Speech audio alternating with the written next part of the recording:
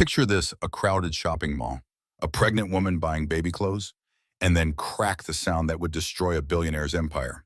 When tech mogul Dominic Blackwood struck his 7 months pregnant wife in front of dozens of shoppers, he thought his $2 billion would make it disappear. What he didn't know was that his wife's sister was District Attorney Scarlett Whitman Cross, and she was about to turn his world upside down. This story gets darker than you can imagine: false psychiatric records, witness murders, and conspiracy reaching the highest levels of government. Hit that like button if you're ready for a story that proves even billionaires aren't above justice. And subscribe because you won't believe what happens next. Trust me, you need to hear every detail of how one viral moment brought down an empire built on lies. The sound of Dominic Blackwood's hand striking his pregnant wife's face echoed through the crowded Riverside Mall like a gunshot. Dozens of shoppers froze in shock as 29-year-old Betrayal Whitman stumbled backward, her hand instinctively protecting her 7-month belly while her other palm pressed against her burning cheek. Cell phones appeared instantly, recording the aftermath as security guards rushed toward the luxury baby boutique. The tech billionaire stood over his wife, his expensive suit wrinkled with rage, completely oblivious to the cameras capturing his moment of violent control. "You embarrassed me in public," Dominic hissed, his voice carrying across the silent corridor. "Spending money we don't have while I'm trying to save our company." Brielle's lip trembled as she touched the blood trickling from her split mouth. "The baby needs clothes, Dom. We budgeted for this months ago." "That was before the Meridian deal fell through," he snarled. $20 million gone because you couldn't stop shopping long enough to support your husband during a crisis." A teenage employee behind the counter held up her phone, live streaming to her social media followers. Within minutes, the hashtag Justice for Brie would begin trending worldwide. But Brielle didn't know that yet. All she knew was the taste of copper in her mouth and the devastating realization that the man she'd loved for 3 years had just shattered her world in front of strangers. "Sir, step away from the lady immediately," commanded Officer Rodriguez, who'd been doing his regular mall patrol when the call came in. Behind him, 2 more security guards approached with their hands on their radios. Dominic straightened his tie and adopted the composed demeanor that had made him billions in the tech industry. "This is a private family matter. Officer, my wife was having an episode related to her pregnancy hormones. That's not what the witnesses are saying," Officer Rodriguez replied firmly. "Ma'am, do you need medical attention?" Brielle wanted to say yes, wanted to scream that her husband had been emotionally abusing her for months, isolating her from friends and family while controlling every dollar she spent. Instead, she found herself shaking her head, too conditioned by months of gaslighting to speak the truth. "See," Dominic said smoothly. "Brielle understands that she overreacted to some financial stress I'm experiencing. We'll handle this privately at home." But Officer Rodriguez had been trained to recognize domestic violence, and the fear in Brielle's eyes told a different story than her words. "Ma'am, I need to hear from you directly. Are you safe going home with this man?" The question hung in the air like a lifeline. For a moment, Brielle considered telling the truth, explaining how Dominic monitored her phone, controlled their bank accounts, and had been growing increasingly violent as her pregnancy progressed. Then she thought about their penthouse apartment, the lifestyle she'd grown accustomed to, and the baby who needed financial security. "I'm fine," she whispered, hating herself for the lie. Dominic's smile was triumphant but cold. "Thank you, officer. We'll be heading home now." As they walked toward the parking garage, Brielle caught glimpses of the crowd still recording them. She had no idea that those videos would be viewed 50 million times within 24 hours, or that her sister Scarlett would see them during a court recess and immediately begin planning the most important case of her prosecutorial career. The elevator ride to their BMW was silent except for Dominic's controlled breathing and Brielle's quiet sobs. She kept one hand on her belly, whispering silent apologies to their unborn daughter, while her husband checked his phone for damage control strategies. "This is your fault," he said finally as they reached their car. "If you hadn't been so dramatic about buying baby clothes, none of this would have happened." Brielle slid into the passenger seat, her cheek still throbbing. "I was just trying to prepare for our daughter. Dom, every pregnant woman buys baby clothes. Every pregnant woman isn't married to someone trying to save a $2 billion company," he snapped, starting the engine with violent precision. "But don't worry, Tom. Brie, Tomorrow, my lawyers will make sure those videos disappear, and everyone will forget this ever happened. As they drove through downtown Seattle toward their penthouse, Dominic had no idea that deleting viral content was impossible in the age of screenshots and mirrors. He also didn't know that District Attorney Scarlett Whitman Cross was already on her way to the hospital, where her sister would soon discover the true extent of her husband's calculated cruelty. The tech billionaire who controlled half the city's digital infrastructure was about to learn that some systems couldn't be hacked, manipulated, or bought. Justice was one of them. District Attorney Scarlett Whitman Cross was reviewing case files in her downtown office when her assistant burst through the door without knocking. The 35-year-old prosecutor looked up sharply, annoyed by the interruption until she saw the expression on Janet's face.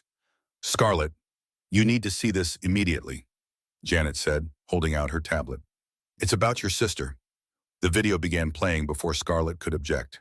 She watched in horror as her brother-in-law struck Brielle in a crowded mall, the sound of impact clearly audible even through the phone's small speaker. Her hands began shaking as she rewound the footage, studying every detail with a prosecutor's trained eye. "How many views?" she asked quietly. 12 million and climbing. It's trending on every platform." Scarlett had prosecuted dozens of domestic violence cases, but seeing her own sister as a victim made her stomach turn with rage and guilt. How had she missed the signs? When was the last time she'd spoken to Brielle alone? Without Dominic hovering nearby with his controlling presence, her phone rang, displaying Brielle's number. The conversation was brief and frightening. "Scarlett," Brielle's voice was small and shaky. "Can you meet me at Seattle General? I think something's wrong with the baby." 20 minutes later, Scarlett found her sister in the emergency room, looking pale and fragile in a hospital gown. The bruising on Brielle's face was darker now, and her eyes held the hollow look of someone whose world had just collapsed. "Where's Dominic?" Scarlett asked, though she was relieved not to see him. "He went back to the office for damage control," Brielle replied bitterly. "He said the baby was probably fine, and I was being dramatic." Helen Patterson, the attending physician, approached with test results. "Mrs. Blackwood, your baby is healthy, but your blood pressure is dangerously elevated. We're also seeing some concerning hormone levels that suggest extreme stress." "Doctor," Scarlett interjected, showing her badge. "I'm DA Scarlett Whitman Cross, Brielle's sister. Can you document her injuries for a potential criminal case?" Dr. Patterson's expression grew professional. "Of course, Ms. Blackwood, these photographs will be confidential unless you choose to press charges." As the doctor examined and photographed Brielle's injuries, Scarlett felt her prosecutor instincts engaging. "Bri, I need to ask you some difficult questions. Has Dominic hit you before?"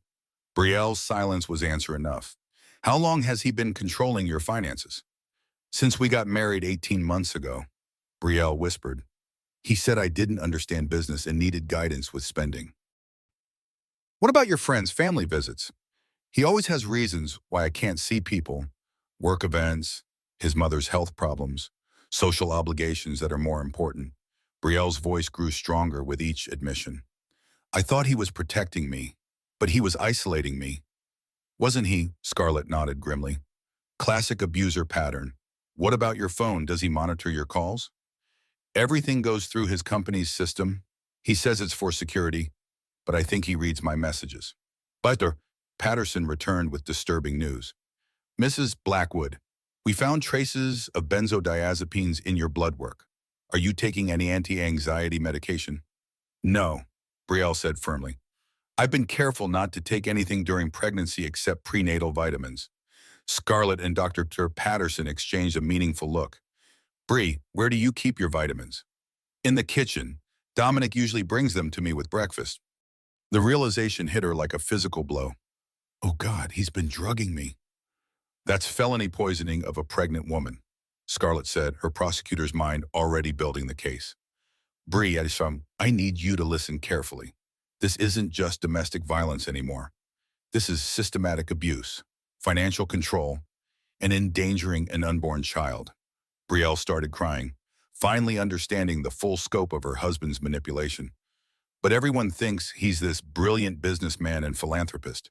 Who's going to believe me against someone with $2 billion? The law doesn't care how much money someone has, Scarlett replied firmly. And after that mall video, the whole world is watching. He can't make this disappear. Butterbaum Patterson finished her examination and pulled Scarlett aside. Your sister needs to stay away from that man.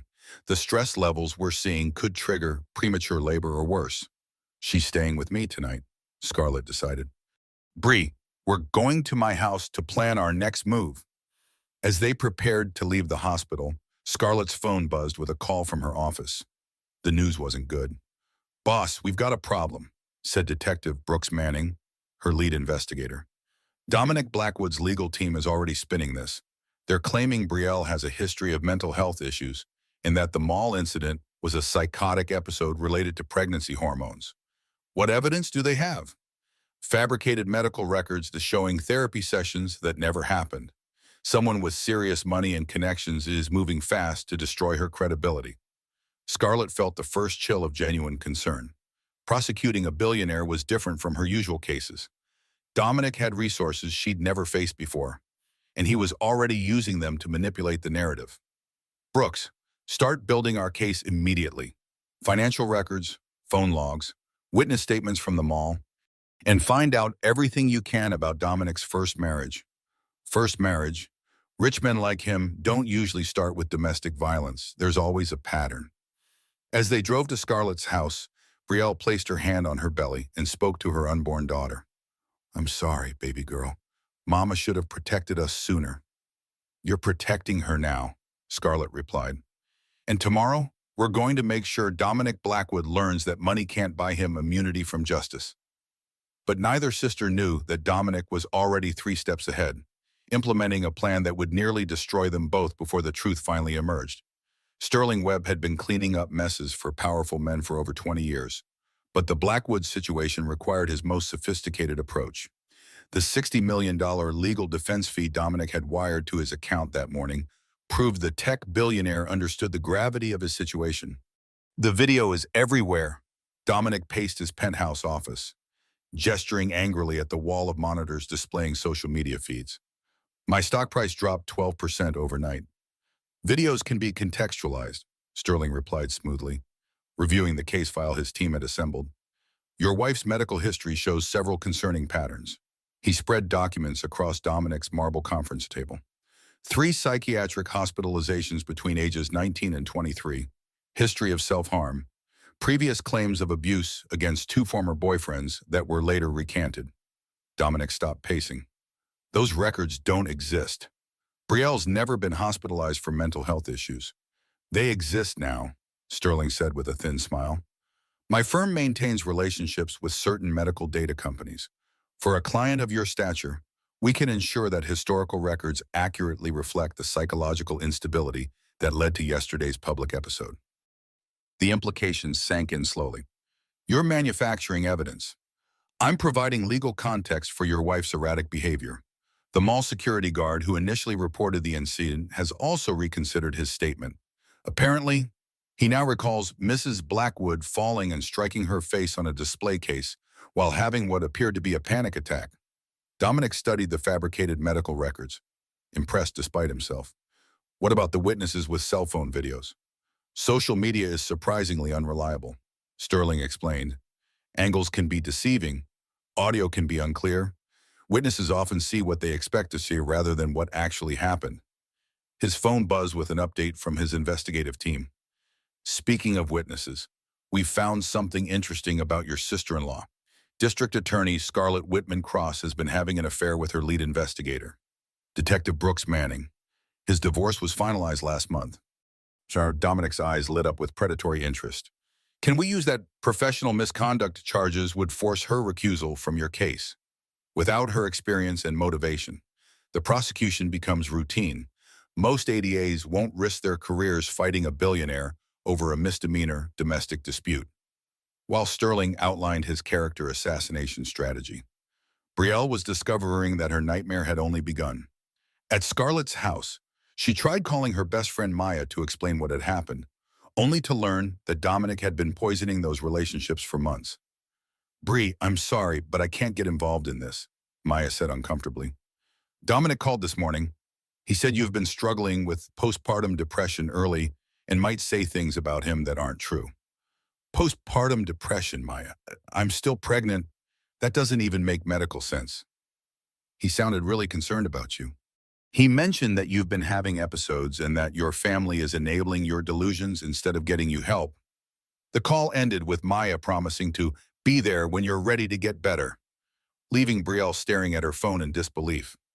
He's been preparing for this, she told Scarlett. Somehow he knew this day would come, and he's been setting up defenses for months. Scarlett was having her own crisis.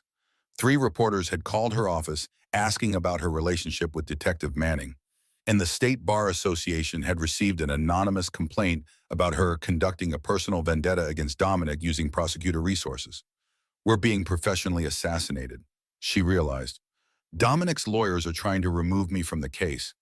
Can they do that? If they can prove I have a conflict of interest or that I'm not acting within ethical guidelines. Scarlett's phone rang again, this time showing her supervisor's number. I have to take this. The conversation lasted 10 minutes and ended with Scarlett's temporary suspension pending an ethics investigation. They moved faster than I thought possible, Beatrice, she said, sinking into her couch. Someone with serious connections filed complaints against me this morning. I'm off the case effective immediately. Brielle felt panic rising in her chest. What happens now? The case gets reassigned to someone with less experience and no personal investment in the outcome. Scarlett's voice was bitter with defeat. Exactly what they wanted. That evening, as news outlets began reporting on the troubled prosecutor's questionable handling of domestic violence allegations, Dominic celebrated with Vanessa Cross, his business partner and secret mistress. The 39-year-old venture capitalist had been instrumental in planning his defense strategy. Phase 1 is complete, she reported, reviewing updates on her laptop. Scarlett Whitman Cross is suspended. The primary witnesses have been compromised, and the medical evidence has been contextualized as mental health episodes. What about Brielle? Is she still staying with her sister? Private investigators confirm she's there, but she's becoming increasingly isolated. The drug residue will be explained as prescribed medication she forgot taking due to pregnancy-related memory issues. Dominic felt confident for the first time since the mall incident. How long until this goes away completely? 2 weeks, Vanessa assured him. Maybe less if Brielle can be convinced to accept a settlement and disappear quietly. But both of them had underestimated the woman they were trying to destroy. Brielle spent that night researching domestic violence patterns online, finally understanding the psychological manipulation she'd endured. More importantly, she was beginning to understand that fighting back was possible, even against impossible odds. Tomorrow would bring the first of 3 catastrophic events that would push her to the edge of complete despair. But tonight, for the first time in months, Brielle felt a spark of her old strength returning. Her daughter deserved a mother who fought back. Brielle woke at 3 a.m. to cramping pain radiating across her swollen belly. At 31 weeks pregnant, she knew this wasn't normal. The stress of the past 3 days had been overwhelming, but she'd convinced herself she was handling it for her daughter's sake. Scarlett, she whispered, shaking her sister awake. Something's wrong with the baby. The drive to Seattle General Hospital was a blur of pain and fear. Dr.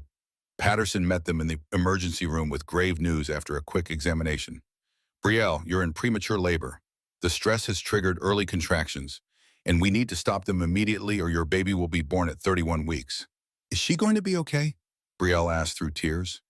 Babies born this early face serious complications, lung development, feeding issues, potential long-term health problems. We're going to give you medications to stop the contractions, but you need complete bed rest and absolutely no stress. As they prepared the IV medications, Scarlett's phone rang. It was Detective Manning with devastating news. The new prosecutor assigned to the case is planning to drop all charges except simple assault, he said quietly. Word is that Dominic's team has convinced them that Brielle is mentally unstable and that pursuing serious charges would be throwing taxpayer money away on a case they can't win. But we have video evidence of him hitting her. His lawyers are calling it a momentary loss of control by a man under extreme business pressure dealing with his wife's psychological episodes. They're offering a plea deal with anger management classes and community service. Scarlett looked at her sister, who was receiving emergency medication to prevent the premature birth of her daughter, and felt rage consume her. Brooks, there has to be something else we can do. Not unless we find evidence that he's done this before. Pattern cases are harder to dismiss. After hanging up, Scarlett made a decision that would define her career. Bree, I'm going to find Dominic's first wife.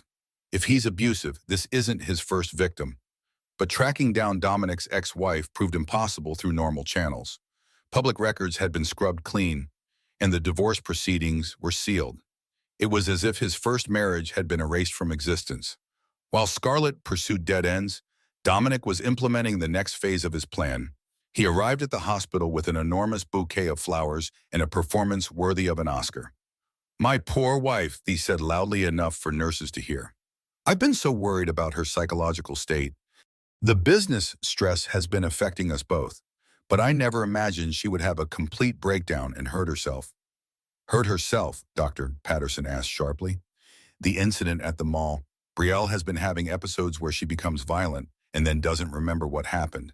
I've been trying to get her psychiatric help, but she refuses to believe she needs treatment." Brielle stared at her husband in shock. "Dom, that's not what happened. You hit me." "Sweetheart, we've discussed this," he said in a tone that sounded patient but carried an undertone of threat. "The stress of pregnancy has been affecting your memory and perception.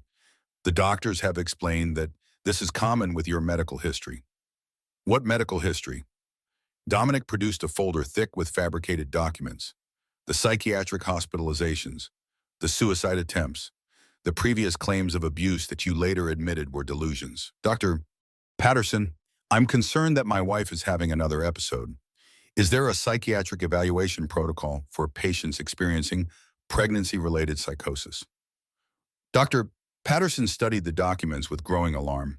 If they were authentic, Brielle was indeed showing signs of a serious mental health crisis. "Mrs. Blackwood, do you remember being hospitalized for psychiatric treatment?" "No, because it never happened," Brielle said desperately. "Those records are fake. He's manipulating you just like he manipulated me." "This is exactly what I was afraid of," Dominic said sadly. "Doctor, for the safety of my wife and unborn child, I think we need to consider involuntary psychiatric hold until she can receive proper treatment." The room fell silent except for the sound of fetal heart monitors.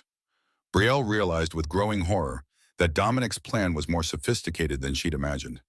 He wasn't just trying to avoid criminal charges. He was trying to have her declared mentally incompetent. "If these records are accurate," Dr. Patterson said carefully, "we would need to involve psychiatric evaluation before discharge." "Please," Brielle begged, "call my sister. She's a prosecutor. She can verify that those records are fake." "Mrs. Blackwood, your sister is currently suspended from the prosecutor's office pending ethics violations," Dominic said gently. "I'm afraid her objectivity regarding your condition has been compromised by her own professional problems." Dr. Patterson looked uncomfortable but professional.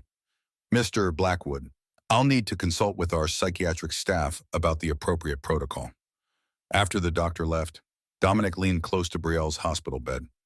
"You're going to stop this nonsense and come home where I can take care of you," he said quietly. "Or you're going to spend the next several months in a psychiatric facility while I prepare for sole custody of our daughter." "Why are you doing this to me?" "Because you embarrassed me publicly and threatened everything I've built," he said with cold honesty. "I own this city. Brielle, I own the hospitals, the lawyers, the judges. You can't win a fight against someone who controls the entire game." As if summoned by his confidence, his phone buzzed with a message from Sterling Webb. "Phase 2 complete. Psychiatric hold authorization pending. Custody transfer documents prepared." Brielle lay in the hospital bed, feeling contractions subside as the medications took effect, and realized she was completely powerless. Her sister was suspended, her credibility destroyed, and her husband was systematically erasing her from her own life. The second catastrophe was about to begin. But sometimes the darkest moment comes just before the dawn. And Brielle was about to discover that even billionaires made mistakes when they became too confident in their own power. The mistake's name was Eleanor Blackwood, and she was already on her way to Seattle with information that would change everything. Eleanor Blackwood arrived at Seattle General Hospital like an avenging angel disguised as a concerned grandmother. At 68, Dominic's mother commanded respect through decades of high society connections and philanthropic influence. She swept into Brielle's room, carrying designer luggage and wearing an expression of maternal concern. "My poor dear," she said, embracing Brielle carefully. "When Dominic called to tell me about your psychological episode, I flew up from San Francisco immediately." Brielle felt her last hope crumble. Even Dominic's mother believed the fabricated story. "Eleanor, I'm not having psychological episodes. Dominic hit me at the mall, and now he's trying to have me declared mentally incompetent." "Sweetheart, denial is a common symptom of your condition," Eleanor said gently. "But don't worry, I've arranged for the best psychiatric care available. Dr. Harrison at Willowbrook facility has agreed to evaluate you personally." The name sent chills down Brielle's spine. Willowbrook was a private psychiatric hospital known for treating wealthy families' embarrassing mental health problems with absolute discretion. Patients sometimes stayed for months without outside contact while their families managed their affairs. "Eleanor, please, you know your son. You raised him. Deep down, you must know he's capable of violence." Something flickered across Eleanor's face, so quickly that Brielle almost missed it. But there was recognition there, and perhaps old pain. "My dear, you need professional help," Eleanor said, but her voice lacked conviction. Patterson returned with psychiatric evaluation paperwork and terrible news. "Mrs. Blackwood, given your medical history and current behavior patterns, we're recommending a 72-hour psychiatric hold for evaluation." "No," Brielle said firmly. "I want to speak to my sister." "Your sister is unavailable due to her own legal troubles," Dominic said, appearing in the doorway with sterling web. "But don't worry, sweetheart. Mother and I have arranged for the best possible care." Sterling stepped forward with official documents. "Mrs. Blackwood, as your husband, Mr. Blackwood has legal authority to make medical decisions if you're deemed incapable of rational judgment. These forms transfer temporary guardianship to ensure you receive appropriate treatment." Brielle looked at the papers that would essentially erase her legal existence. "This is kidnapping. You're stealing my life. We're saving your life," Dominic said with practiced sincerity, "and protecting our daughter from the trauma of having a mother who refuses to get help for her mental illness." As they prepared to transfer her to Willowbrook, Brielle made one desperate attempt to reach the outside world. She managed to send a single text message to Scarlett before Dominic confiscated her phone. "Help me. They're taking me to Willowbrook. The records are fake." But Scarlett never received the message.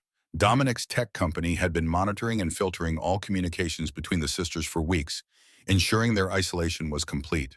The transfer to Willowbrook happened with disturbing efficiency. Within 6 hours, Brielle found herself in a private room with barred windows and a door that locked from the outside. Her prenatal vitamins had been replaced with powerful anti-anxiety medications that left her drowsy and confused. Dr. Edmund Harrison was a distinguished man in his 50s who specialized in treating wealthy patients with minimal scrutiny from oversight agencies. His intake interview was thorough and damning. "Mrs. Blackwood, your psychiatric history indicates a pattern of delusional behavior, particularly regarding claims of abuse," he said, reviewing the fabricated files. "The stress of pregnancy has clearly triggered another episode." "Those records are fake," Brielle insisted, though the medications made it hard to think clearly. "My husband is trying to steal my daughter by having me declared insane." "This type of paranoia is consistent with your diagnosed conditions," Dr. Harrison noted clinically. "We'll begin treatment immediately with mood stabilizers and therapy sessions focused on reality orientation." While Brielle was being systematically drugged and isolated, Dominic was consolidating his victory. The criminal charges had been reduced to a misdemeanor with a $50,000 fine and anger management classes. The media narrative had shifted from billionaire abuses pregnant wife to successful businessman seeks help for wife's mental health crisis. "Phase 3 is complete," Vanessa reported during their celebration dinner. "Brielle is institutionalized. Scarlett is professionally destroyed, and public sympathy has shifted in your favor. What about custody? The court will grant temporary custody to you based on Brielle's psychiatric hold. Once she's declared incompetent, permanent custody is assured." Dominic raised his champagne glass. "To controlling the narrative. But narratives have a way of spinning out of control when they're built on lies. And Eleanor Blackwood was having doubts about the story she'd helped create. That night, she sat in her hotel suite, reviewing the fabricated medical records more carefully. Something about the dates didn't align with her memories of Brielle's behavior during family gatherings. More troubling, she remembered her son's father and the violence that had destroyed her own marriage decades earlier. Eleanor picked up her phone and made a call that would begin to unravel Dominic's carefully constructed plan. Detective Manning, this is Eleanor Blackwood. I think I need to tell you the truth about my son. Meanwhile, at Willowbrook, Brielle lay in her locked room feeling the baby kick weakly inside her drugged body. She placed her hands on her belly and whispered promises she wasn't sure she could keep. I'm going to get us out of here, sweetheart. Mama's going to find a way to fight back. But she had no idea that the third catastrophe was already approaching, and it would push her closer to complete despair than she'd ever imagined possible. The morning would bring news that would shatter her remaining hope and force her to find strength she never knew she possessed. Eleanor Blackwood's midnight confession to Detective Manning changed everything. Sitting in an all-night diner, the elegant matriarch dismantled her son's defense with devastating honesty. My late husband was violent, she admitted, stirring her coffee with shaking hands. I spent 25 years covering up his abuse, making excuses, protecting the family reputation. When Dominic was 16, I finally left, but the damage was done. Detective Manning recorded every word. Did Dominic show violent tendencies as a child? Toward animals first, then smaller children. I sent him to the best therapists, hoping he could be different from his father. Eleanor's voice cracked. But money can't cure a genetic predisposition toward cruelty. What about his first marriage? Eleanor reached into her purse and produced a folder she'd kept hidden for years. Rebecca Collins. She lasted 8 months before he put her in the hospital. I paid her $2 million to disappear and never speak publicly about what happened. The photographs were horrifying. Rebecca's medical records showed broken ribs, a fractured wrist, and internal injuries consistent with severe domestic violence.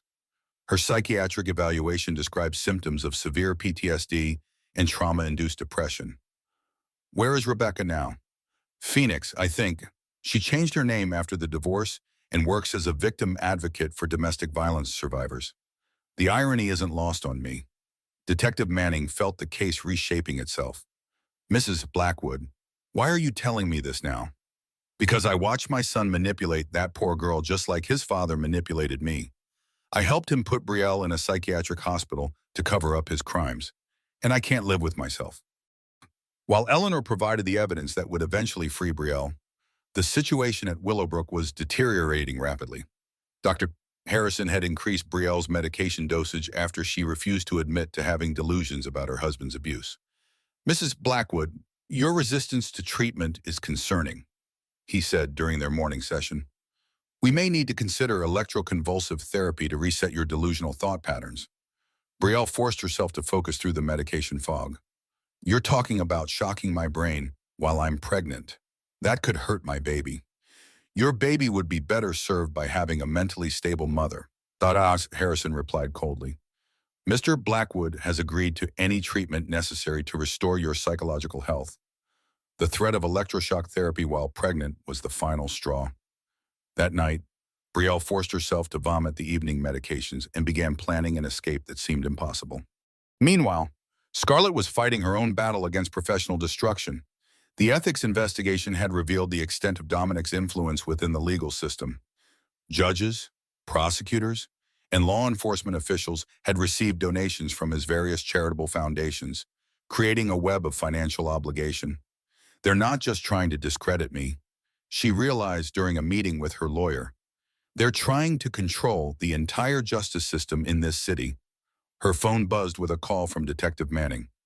Scarlett, you need to hear this. Dominic's mother just provided evidence that destroys his entire defense.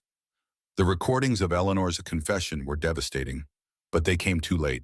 Brielle was already trapped in psychiatric imprisonment, and the legal system was moving to formalize Dominic's custody of their unborn child. We need to move fast, Scarlett said.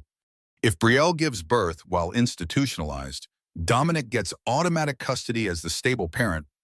There's something else, Detective Manning said grimly.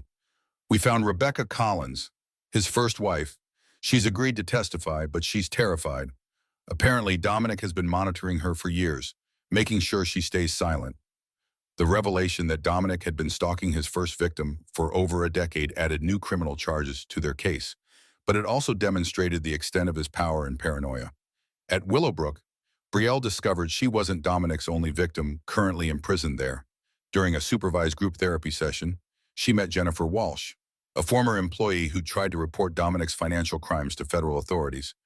"He had me committed after I went to the FBI," Jennifer whispered.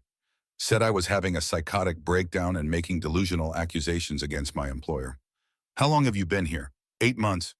My family thinks I'm getting treatment for a nervous breakdown. They have no idea I'm being held against my will." Brielle realized that Willowbrook was essentially a private prison for people who threatened Dominic's interests. The facility was paid enormous amounts to keep inconvenient witnesses isolated and discredited. That night, as Brielle lay in her locked room feeling her daughter's increasingly weak movements, she understood that traditional justice had failed. The system was too corrupted by Dominic's money and influence to protect her through legal channels. But she also realized something else. Dominic's overconfidence had led him to make mistakes. His need for control had created evidence of his crimes, and his systematic abuse of multiple victims had left a trail that eventually connected back to him. The next morning brought the third catastrophe that would push Brielle to the edge of complete despair. Harrison entered her room with news that made her blood run cold. "Mrs. Blackwood, your husband has requested that we induce labor early. Given your psychiatric condition and the stress you are experiencing, he believes it would be better for the baby to be born now under controlled circumstances. You're talking about forcing me to give birth at 33 weeks so my husband can take custody immediately. I'm talking about a medical procedure that serves the best interests of both mother and child," Dr. Harrison said clinically. "The induction is scheduled for tomorrow morning." As Brielle absorbed the news that she would be forced to give birth in a psychiatric prison before being declared incompetent to raise her own child, she felt something break inside her. But it wasn't her spirit that broke. It was her fear. For the first time since the mall incident, Brielle felt absolutely nothing to lose. And a woman with nothing to lose was far more dangerous than Dominic Blackwood had ever imagined. Brielle had 12 hours before the forced induction that would cost her everything. As night fell over Willowbrook, she began implementing a desperate plan that relied on her husband's fatal weakness, his need to control every detail personally. She'd been pretending to take her evening medications for 3 days, palming the pills and flushing them later. Her mind was finally clear for the first time in weeks, and she could think strategically again. Jennifer Walsh proved to be an invaluable ally. As a former accountant who'd discovered Dominic's financial crimes, she knew his methods better than anyone. "He monitors all communications in and out of this place," Jennifer explained during their whispered conversation in the common room. "But he's overconfident. He doesn't think we're smart enough to outmaneuver him." "What do you mean?" "The night staff here work for minimum wage and hate this place almost as much as we do. A few of them can be bought, especially if they think it'll hurt the administration." Brielle's plan was elegant in its simplicity. She would create a medical emergency that required immediate transfer to Seattle General, where Dr. Patterson could provide legitimate medical care and witness testimony about her true mental state. At 2 a.m., she used a technique she'd learned from a college psychology class to hyperventilate until her heart rate became dangerously irregular. When the monitors began alarming, night nurse Tommy Rodriguez responded with genuine concern. "Mrs. Blackwood, what's happening? Are you in pain?" "The baby," Brielle gasped, clutching her belly. "Something's wrong. I can't feel her moving, and I'm having chest pains." Tommy checked her vital signs and made the decision that would save her life. "I'm calling an ambulance. This looks like preeclampsia with cardiac complications." "Please," Brielle whispered as he prepared the transfer paperwork. "Don't let them bring me back here. My husband is trying to steal my baby." Tommy had seen enough wealthy families warehousing inconvenient relatives to recognize the truth. "Lady, I've been waiting 2 years for someone to give me a reason to report this place to state authorities." The ambulance ride to Seattle General felt like resurrection. For the first time in weeks, Brielle was breathing air that wasn't controlled by her husband's influence. Dr. Patterson met them in the emergency room and immediately recognized what was happening. "Mrs. Blackwood, you're severely dehydrated and showing signs of medication withdrawal. What have they been giving you at Willowbrook? Antipsychotics, mood stabilizers, anti-anxiety drugs, Brielle reported. They were planning to force me to give birth tomorrow so Dominic could take custody over my dead body. Patterson said firmly, "You're staying here under my care until we sort this out." Meanwhile, Scarlett was getting the call she'd been praying for. Detective Manning woke her at 4 a.m. with news that changed everything. Brielle escaped from Willowbrook, and she's at Seattle General. Dr. Patterson is documenting everything, and the night nurse from Willowbrook wants to testify about the illegal imprisonment. What about Dominic? He's in full panic mode. Apparently, he's been calling every judge and prosecutor in the city trying to get Brielle returned to psychiatric custody. Can he do that? Not anymore. We've got Eleanor's confession, Rebecca Collins' testimony, Jennifer Walsh's evidence of financial crimes, and now documentation of false imprisonment. Even his bought judges can't ignore this mountain of evidence. Scarlett arrived at the hospital to find her sister alert and determined for the first time in weeks. The reunion was emotional but brief. They had work to do. "Bree, we need you to record a statement about everything that happened," Scarlett explained. "But more importantly, we need you to be prepared for Dominic's final play." "What do you mean men like him don't accept defeat? When cornered, they become most dangerous." As if summoned by her words, Dominic arrived at the hospital with Sterling Webb and a team of private security guards. They demanded that hospital staff release Brielle back to psychiatric custody, claiming she was a danger to herself and others. "Mrs. Blackwood is under medical supervision and will not be released without proper legal authorization," Patterson said firmly.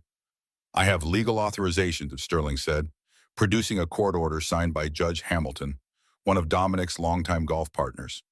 "This patient is to be returned to appropriate psychiatric care immediately." But Sterling had underestimated the power of viral social media. Tommy Rodriguez had live-streamed Brielle's rescue on his personal Facebook account, and the story of the pregnant woman escaping from her billionaire husband's private prison was already trending worldwide. Seattle police arrived with FBI agents who had been investigating Dominic's financial crimes based on Jennifer Walsh's evidence. The situation in the hospital lobby became a standoff between corrupt local authority and federal law enforcement. "Mr. Blackwood, you're under arrest for conspiracy, false imprisonment, and violation of civil rights," announced FBI agent Lisa Parker. "Mrs. Blackwood is under federal protection as a witness in an ongoing criminal investigation." For the first time since the mall incident, Brielle watched her husband lose control completely. His carefully constructed facade crumbled as federal agents placed him in handcuffs, while news cameras captured every moment. "This isn't over. Brielle," he shouted as they led him away. "I own this city. I'll destroy you and everyone you care about." But his threats rang hollow now. The federal investigation had frozen his assets. His business partners were distancing themselves from the scandal, and his bought influence was worthless against federal charges. As Brielle watched her abuser being arrested, she felt something she hadn't experienced in years: hope for the future. "Is it really over?" she asked Scarlett. "The legal case is just beginning," Scarlett replied. "But the part where you were powerless, that's definitely over." Doctors Patterson confirmed that both Brielle and her baby were healthy, and with proper nutrition and rest, the pregnancy could continue safely to full term. But even as they celebrated this victory, none of them knew that Dominic Blackwood had one final, desperate card to play. And when cornered billionaires fight back, innocent people sometimes get hurt. Dominic Blackwood sat in federal detention plotting his comeback with the focused intensity that had built his empire. Bail had been denied due to flight risk, but his network of influence extended beyond local corruption into international business relationships. "Vanessa, I need you to implement the scorched earth protocol," he said during their attorney-supervised phone call. "If I'm going down, everyone goes down with me." Vanessa Cross had been preparing for this possibility since the mall incident. As his business partner and lover, she controlled enough of his operation to destroy multiple lives if necessary. "The federal agents seized most of our domestic accounts," she reported. "But the offshore holdings are still accessible. We have approximately 48 hours before they trace those connections." "What about eliminating the witnesses?" "Too risky now. The FBI has them under protection, but there are other ways to ensure their testimony becomes irrelevant." While Dominic and Vanessa planned their counterattack, Brielle was learning that safety was relative. The FBI safe house where they'd moved her was secure, but the psychological aftermath of months of abuse was taking its toll. I keep waiting for him to appear, she told Dr. Catherine Bennett, the trauma specialist assigned to her case. Even knowing he's in jail, I feel like he's still controlling my life. That's normal for abuse survivors, especially when the abuse involves systematic psychological manipulation, Dr. Bennett explained. Recovery takes time, and feeling safe again is a process. Scarlett visited daily, bringing updates on the federal case that grew stronger each day. They found evidence of financial crimes going back 8 years, she reported. Bribery, money laundering, conspiracy to obstruct justice. Dominic's looking at 40 years minimum. What about our baby? Is she safe? You have full custody. The psychiatric evaluation from Willowbrook has been discredited, and all of Dominic's legal maneuvers have been reversed. But their confidence was premature. Vanessa's scorched earth protocol call was already in motion, targeting the federal case through channels they hadn't anticipated. The first sign of trouble came when Agent Parker received a call from her supervisor in Washington. Lisa, we need to talk about the Blackwood investigation. What's wrong? Someone with serious political connections has been asking questions about your methods. There are allegations that you violated due process and used excessive force during the arrest. Agent Parker felt ice in her veins. That's ridiculous. The arrest was completely by the book. Nevertheless, you're being reassigned pending investigation. Agent Thompson will take over the case. Agent Thompson was known throughout the Bureau for closing cases quickly and quietly, usually through plea deals that protected powerful defendants from serious consequences. Scarlett got the news within hours. They're trying to sanitize the federal case, she told Brielle. Someone with influence at the Justice Department is protecting Dominic. How is that possible? He's in federal detention. Money finds a way, especially when it's connected to international business interests that government officials want to protect. The second phase of Vanessa's plan targeted Brielle's credibility through a sophisticated disinformation campaign. Social media accounts began spreading stories about her history of false accusations and her manipulation of her prosecutor's sister. This is different from before, Brielle observed, reading the coordinated attacks on her character. It's too organized to be random trolling. Vanessa Cross, Scarlett said grimly. We underestimated her role in all this. She's not just Dominic's business partner. She's been orchestrating his defense strategy from the beginning. Dart Patterson called with disturbing news from the hospital. Brielle, someone's been asking questions about your medical records. They claim to be from your insurance company, but something felt off about their credentials. What kind of questions? Specifically about your pregnancy timeline and whether there were any indications of drug use or mental health issues during your treatment. Brielle realized they were building a new attack on her fitness as a mother. They're trying to take my baby. Not if we stop them first, Scarlett said with determination. It's time to go on the offensive. That night, Scarlett made a decision that would define the rest of her career. She called a press conference and laid out the entire conspiracy for the world to see. Dominic Blackwood didn't just abuse his pregnant wife, she announced to the packed room of reporters. He corrupted our entire justice system to cover up his crimes. Tonight, I'm releasing evidence of bribery, conspiracy, and obstruction of justice that reaches into the highest levels of our local government. The documents she provided were devastating. Bank records showing payments to judges, prosecutors, and law enforcement officials. Communications proving coordination between Dominic's legal team and supposedly independent government agencies. Evidence of a systematic effort to manipulate the justice system for the benefit of one man's criminal enterprise. This case isn't just about domestic violence, Scarlett concluded. It's about whether our democracy can survive when wealthy criminals buy the very institutions meant to protect us. The press conferences went viral within hours, sparking nationwide outrage and calls for federal investigation of corruption in Seattle's justice system. But Vanessa had one final card to play, and it was more dangerous than anyone had anticipated. While media attention focused on political corruption, she was implementing the most ruthless part of her plan. If they couldn't destroy Brielle's credibility or manipulate the legal system, they would eliminate the witnesses entirely. The phone call came at midnight. Agent Thompson's voice was carefully neutral as he delivered news that changed everything. I'm sorry to inform you that there's been an incident. Eleanor Blackwood and Jennifer Walsh were both found dead in their hotel rooms tonight. Apparent drug overdoses. Brielle felt the room spin around her. They were murdered. The investigation is ongoing, but preliminary evidence suggests suicide pact. Both women left notes expressing guilt about their false accusations against Mr. Blackwood. Those notes are forged, Scarlett said angrily. This is witness elimination, not suicide. Nevertheless, their deaths severely compromised the federal case against Mr. Blackwood. Without their testimony, much of our evidence becomes hearsay. As Brielle absorbed the news that two brave women had died trying to help her seek justice, she felt the weight of responsibility crushing down on her. But she also felt something else, absolute determination to ensure their deaths meant something. We're not giving up, she told Scarlett. Whatever it takes, Dominic is going to pay for what he's done.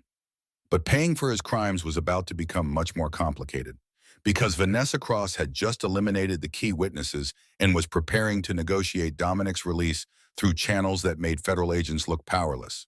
The final battle was about to begin, and this time, there would be no rules. The deaths of Eleanor Blackwood and Jennifer Walsh sent shockwaves through the federal investigation.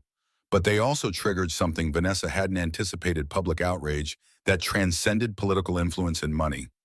Social media exploded with the hashtag Justice for Eleanor and Jennifer as people realized that Dominic's corruption network had committed murder to silence witnesses.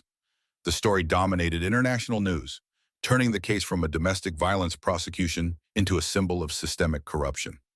This has gotten too big for them to control, Agent Parker observed during her meeting with Scarlett and Brielle. The State Department is getting calls from human rights organizations worldwide. Someone in Washington finally told Justice Department officials to let us do our jobs properly. The breakthrough came from an unexpected source. Rebecca Collins, Dominic's first wife, had been in hiding for 8 years but decided to come forward after hearing about Eleanor's death.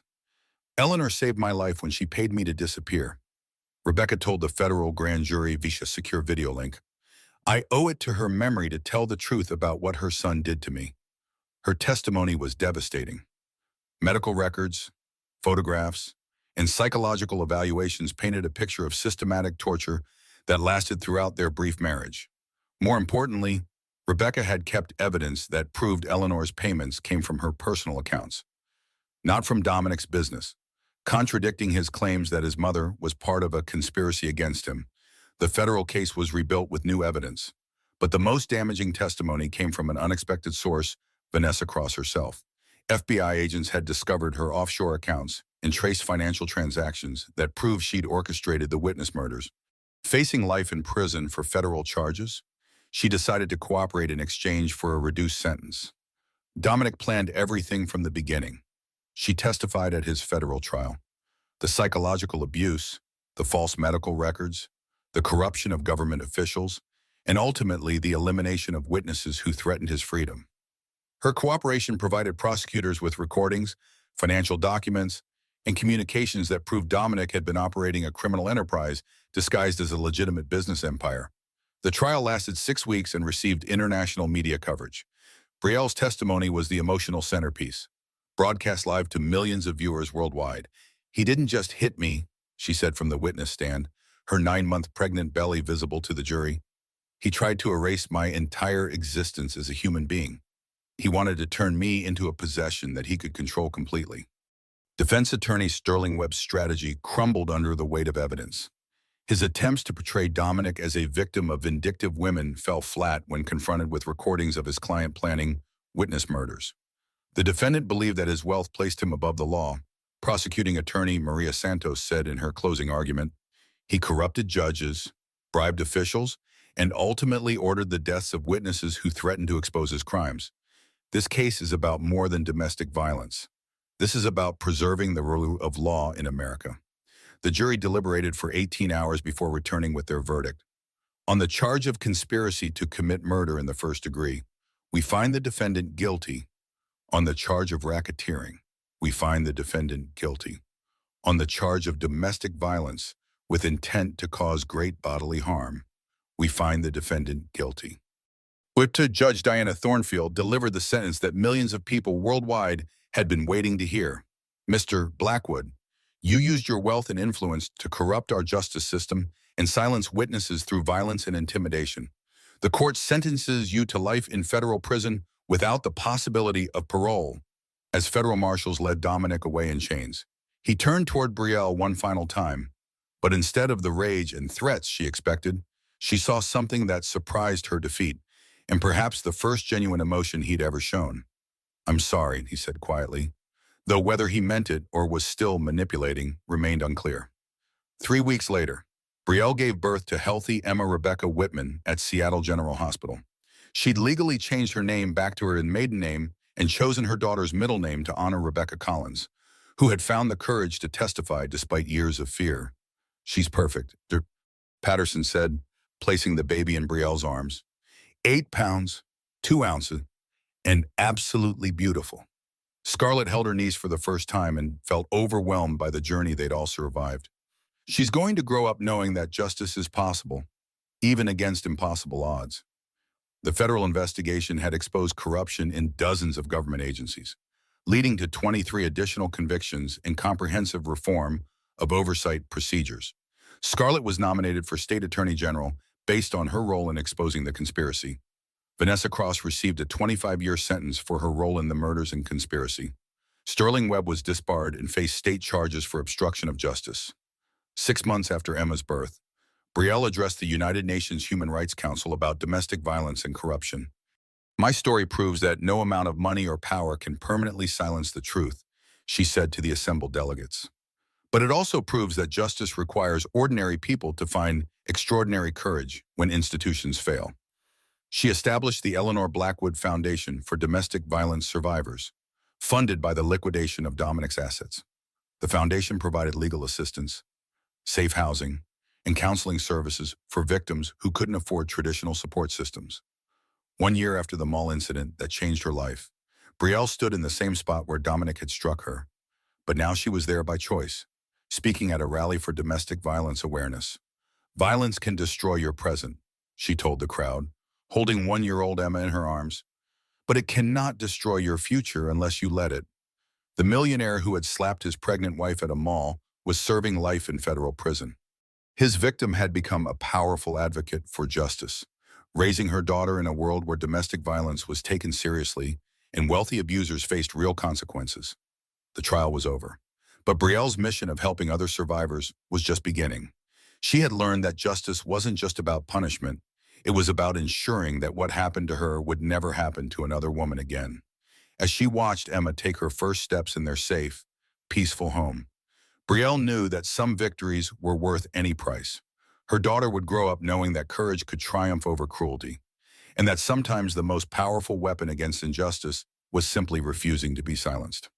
2 years after Dominic Blackwood's conviction, Brielle stood at the podium of the Senate Judiciary Committee, testifying about proposed legislation that would close loopholes in domestic violence prosecutions. Emma, now a curious toddler with her mother's determination, played quietly nearby under the watchful eye of Capitol Security. The Blackwood case exposed how wealthy abusers exploit systemic weaknesses to escape accountability. Brielle testified to the panel of senators. "The legislation before you today would ensure that money cannot buy immunity from justice." The Eleanor Blackwood Foundation had grown into a national organization, helping thousands of domestic violence survivors navigate legal systems and rebuild their lives. Brielle's story had inspired similar reforms in the 12 states, making it harder for abusers to manipulate courts and silence victims. Senator Catherine Wells, the committee chair, asked the question everyone wanted answered. "Mrs. Whitman, how do you respond to critics who say your case was exceptional because of the media attention it received?" "Every victim deserves the same protection I eventually received," Brielle replied firmly. "The fact that I needed viral videos and international outrage to get justice proves how broken the system was. No woman should have to become a global news story to escape abuse." After her testimony, Brielle met with reporters who had followed her story from the beginning. The transformation was remarkable. The frightened, isolated woman who had been struck at a mall had become a confident advocate whose work was changing laws nationwide. "What would you tell other abuse victims who feel powerless?" asked journalist Amanda Cross from CNN.